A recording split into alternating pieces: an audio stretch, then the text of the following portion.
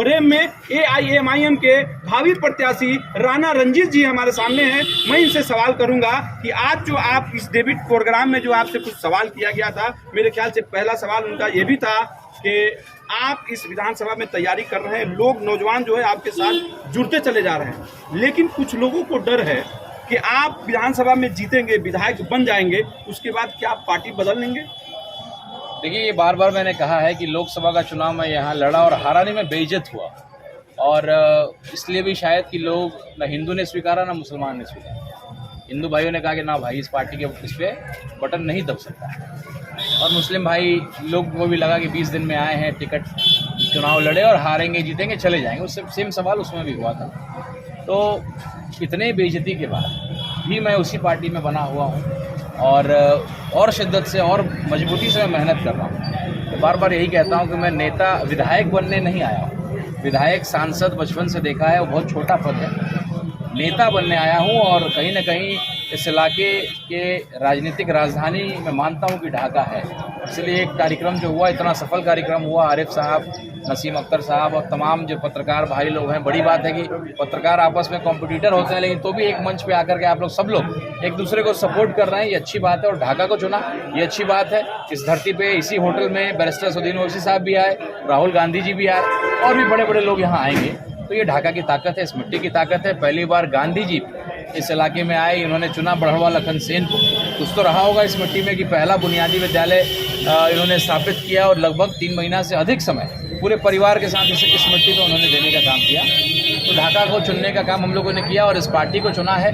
और इस पार्टी के माध्यम से हिंदुस्तान की खूबसूरती जो कहीं ना कहीं छीनती जा रही है, और उसी खूबसूरती को कायम करना चाहते हैं, पूरे देश में मैसेज देना चाहते हैं हिंदू मुस्लिम सौहार्द का।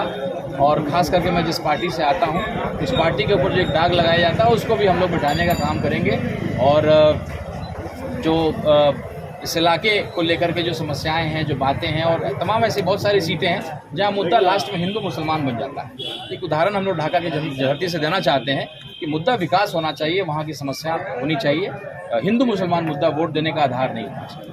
अच्छा, एक सवाल जो है हमने सुना, ये भी आपसे किया गया है कि आपके भाई जो है बीजेपी में है, और मंत्री भी हैं, विधायक भी हैं, और वो भी जो है आपके भाई हैं। आपने कहा कि मैं पिताजी ने हमको सिखाया है, उसको हम आगे लेके चलना चाहते हैं, उसी सूत्र पे मैं चलना चाहता हूँ। तो लोग डर रहे हैं कि ऐसा तो नहीं है कि फिर भैया की तरह कुछ हो जाए?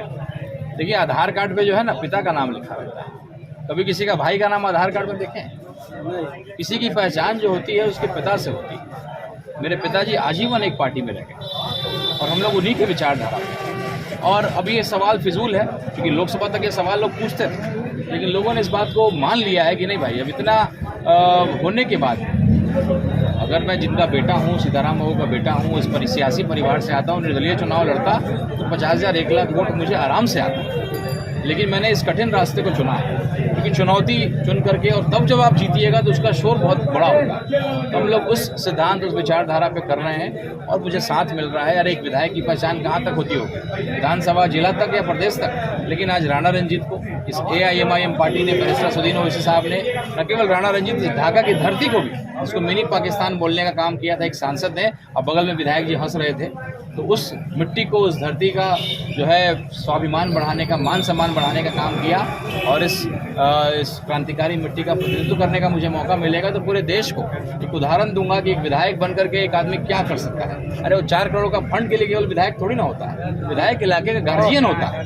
आज किसानों को नहीं मिल रहा है, यूरिया नहीं मिल रहा है, खाद नहीं मिल रहा है, 1200 में मिल रहा है। तो अगर विधायक यहाँ जागरूक होगा तो कभी नहीं हो सकता, कभी इस तरह के काम नहीं होगा। अस्पतालों में डॉक्टर नहीं रहता है, भारतमाला में कौड़ी के दाम पे लोगों को ज़मीन का ये मिल रहा है, थाना में FIR के लिए हो, या जन्म प्रमाण पत्र हो, मृत्यु प्रमाण पत्र हो, आपसे घूस मांगा जाता है।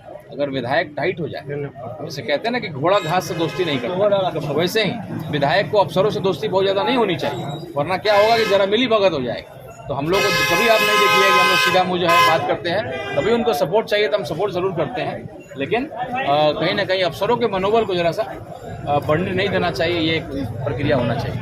अच्छा, एक सवाल ये है कि अभी जो है आप 2 दिन पहले आप पटना गए थे, आपके तमाम बड़े नेता वहाँ पे मौजूद थे और मौजूद होने के बाद में महागठबंधन से लालू प्रसाद जी के घर पे जाकर के रिक्वेस्ट किया कि गठबंधन में शामिल करना चाहिए। इस बारे में क्या कहना चाहते हैं? आपके बहुत चाहने वाले जो लोग हैं वो कहते हैं कि बहुत ज़्यादा झुक रहे हैं, गिड़गिड़ा रहे हैं, इसके बारे में क्या कहना चाहेंगे?